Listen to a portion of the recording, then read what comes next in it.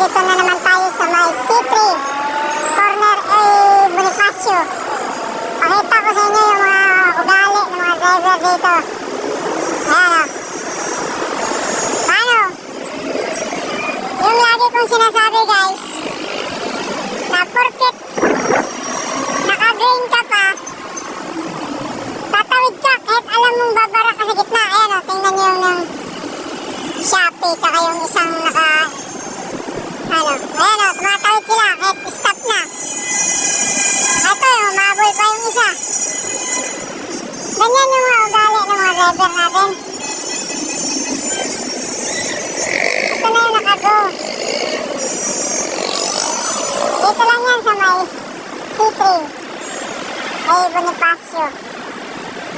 Yan yung mahirap eh.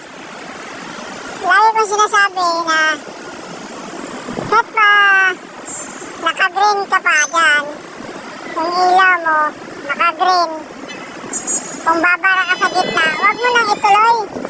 Kasi pag inabot ka ng red, wala na. Babara ka talaga, babara at babara. Paano? Nawala na kasi yung mga disiplina eh. Gusto lahat mauna, lalo na yung lang sasakyan. Siyempre, kala nila sa kanila na yung batas eh. Siyempre, hindi naman yung puro lang nakasasakyan ng sarili. Iba din yung mga delivery driver. Tingnan mo, dito tayo sa side na ito. Ang ganda ng araw guys. Dito tayo sa side na ito. Nakikita mo. Yan, punong-puno talaga yan. Yan. Yan sila yung nakago.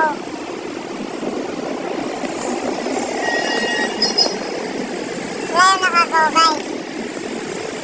Hirap lang dito. Ayun, may wiper boy. So, may wiper boy.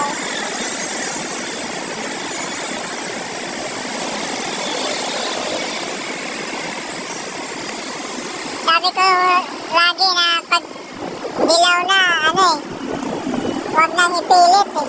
Ayan o, na yan sila. Nakabara na yan. Pag green yan, yan yung nasabi ko. Makikita mo naman kung alanganin, huwag mo nang ipilit. Ayan o. Kasi naka-green pa sila, kaya dire-diretso lang. At hindi na umuusad dun sa harapan. Pasok pa rin sila ng pasok. Kasi nga, naka-green nga sila. Pagdating sa pagka-red ng traffic lights nila, sa side nila, wala, bara. Buti sana kung hindi babara. Wala, barado talaga. Tingnan mo, yung iba. Ala, didiretso pa yung iba. O, diba? Go na. Ayun, barado. Wala, ganun nangyayari. Alam mo na babara ka sa gitna, dinidire-diretso mo ba? Ganyan laging nangyayari dito sa Bonifacio guys.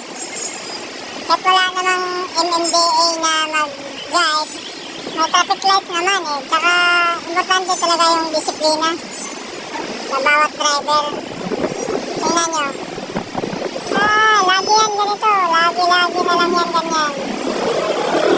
Yung isa nag-lip turn pa yung isa Ayan o. Ganun talaga guys. Ganun talaga dito. Ayan, nag-go na din yung sa kabila.